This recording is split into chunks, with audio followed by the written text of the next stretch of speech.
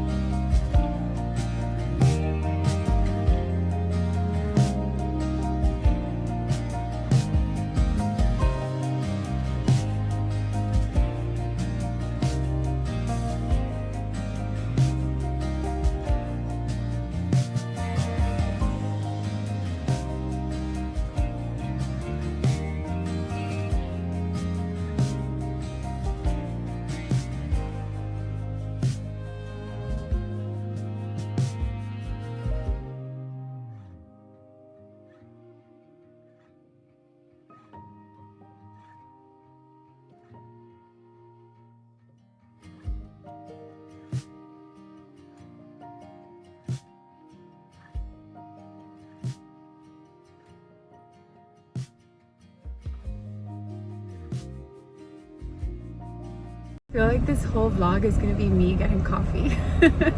But I ran out of coffee again. I didn't even realize I didn't have any coffee.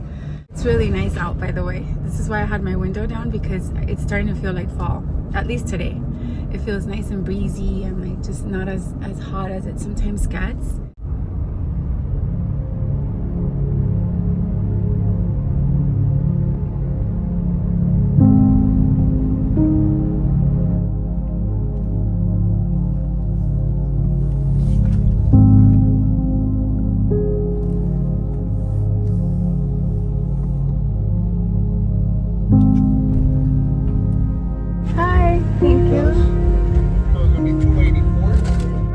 Sugar. Tastes a little bitter. 7:56 and there's so many cars out already. I thought I was gonna be one of the only people out at this time. So good. Nothing like coffee in the morning. Let me know in the comments down below if you're anything like me, but I cannot start my day without coffee. It's like the morning is not the morning. For me, it's like washing my face in the morning. Look how gloomy it is. So gloomy out.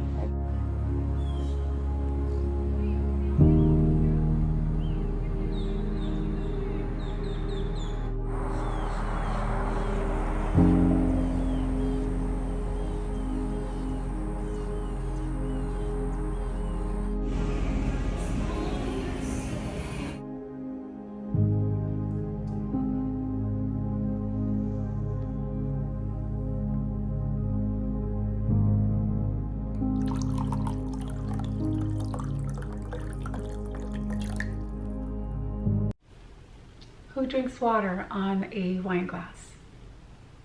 Me. I'm such a dork. I really am. I'm a dork. I admit it. It's okay. Such a good water, by the way. Anyways, I had a nice little walk in the morning. Went to Publix, came back home, took a nice little shower, washed my hair. As you can see, I'm wearing my Fiorucci t-shirt. It's so cute. I love this brand. They make the cutest t-shirts. And my Levi's jeans. So yeah, just a casual Saturday for me.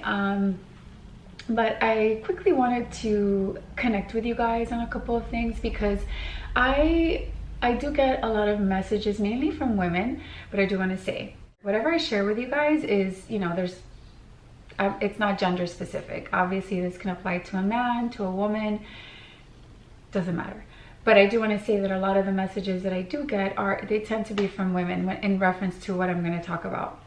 But I have been getting some messages from you guys, beautiful messages where you share some personal information like that is similar to what I'm going through. And you know, I'm so thankful that you guys do that with me, that you guys, you know, if anything, I feel honored that you share that information with me. I really appreciate it. And a lot of times you guys are so sweet. You're like, you know, you're so strong, you're such an inspiration. And it made me think a little bit, because, you know, I am strong. I consider myself a strong woman, but not always. You know, I'm not always okay. I sometimes am, you know, weak and vulnerable. And I really wanted to say that to you guys, because I think sometimes when we're going through similar experiences, we tend to compare, you know, oh, well, she's handling this really well, and not in a bad way, but oh, I wish I could handle this the way she's handling it, you know, and it was less painful for me. But here's the thing, you know, there's so much more always, right, than what you see or what I project, because obviously I don't want to make everything sad. But, you know, I am strong, but like I said, I think it's super important that to really point out that part of being strong is being weak and allowing yourself to not be okay sometimes. Because, you know, going through a divorce, and this is the first time that I'm saying that word out loud on here, and I don't know why it's been so hard for me to actually say it. I really don't know why, but it was something I couldn't do till now. But going through a divorce is something that it's a difficult journey. It's not easy. And there's so many ups and downs, right? Even if it's the best choice for you, because I do feel that this is the best decision that I made for myself. But it doesn't take away from the fact that it's still difficult for many reasons, right? And I just want to make sure that I'm also sharing with you guys that, you know, it's not always easy for me, and I'm not always strong. You know, sometimes I cry, you know, I have my days where I don't feel well, you know, and I may even cry now because I'm a baby cry.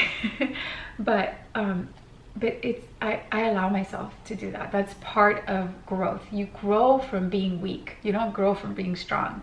You just don't. The only way that you become strong is by being weak and feeling things and going through the motions of those situations. It's the only way that you become strong, is by actually going through them. So I want to share with you guys how I have dealt with that. One of the things that I've really struggled with the whole process of a divorce is sort of that gray area. Because I'm the type of person that I really hate procrastination. I don't like to leave things on hold, to take my time. I want to get things done. I'm the type of person that 1, 2, 3, let's get this done, you know, and I've always been that way. Have the wheels turning, be proactive, get things done. And so that's been really difficult because not everybody's like that, right? Sometimes people will drag certain things, and not everything is under your control. And that lack of control, that lack of stability, that lack of progress is something that I've struggled with tremendously. I cannot even tell you how much I've struggled with that. It's really tested me a lot, because, you know, I thrive in an environment that's stable, that's very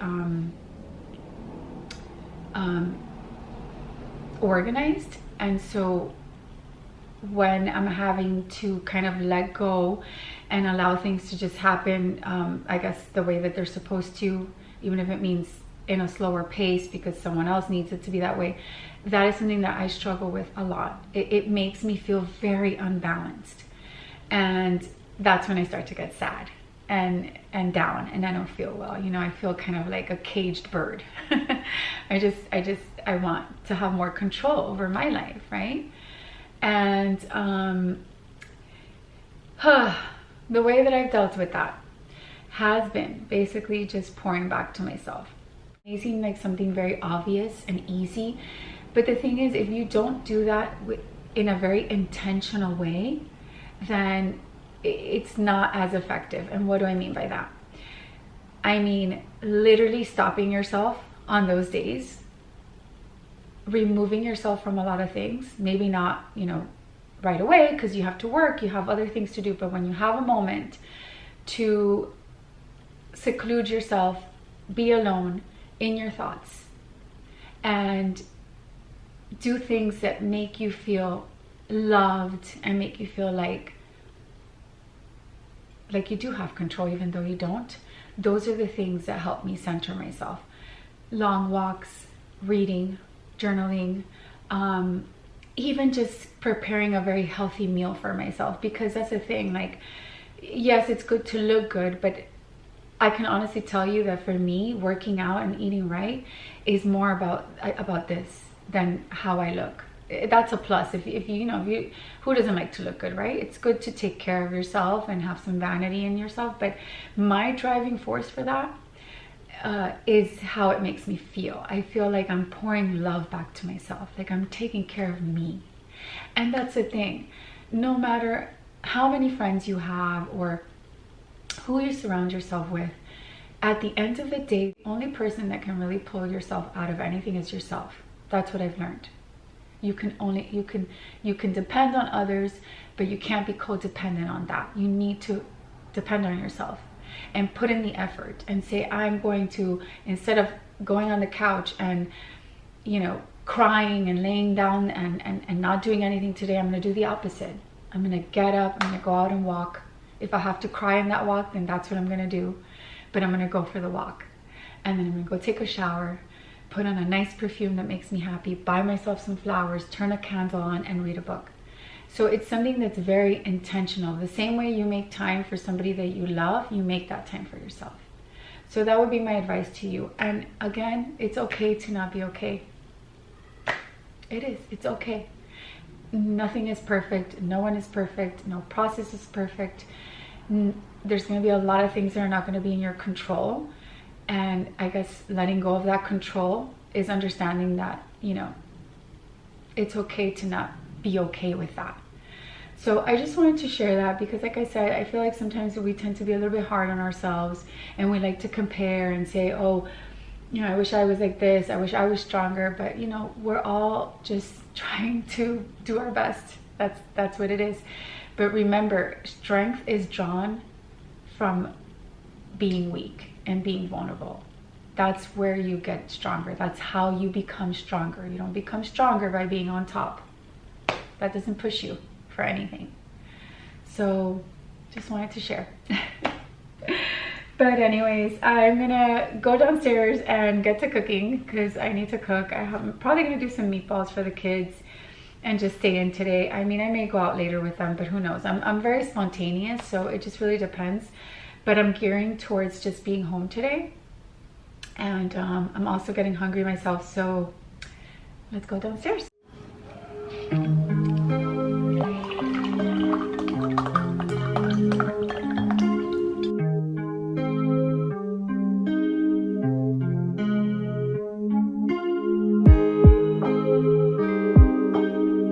All marinated, and as you can see, I put a little bit of marinara sauce on the meatballs. I know that sounds really weird. I mean, I don't know if anyone else does this, but it's my secret ingredient. It keeps the meatballs really like moist and juicy, and my kids love it. And then I just put a little bit of complete seasoning and paprika. So I'm gonna roll them up in a second. But look what I was snacking on. You guys, olives from Morocco are the best. They're so good.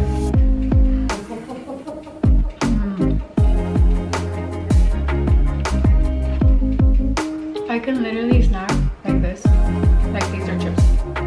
They're so good.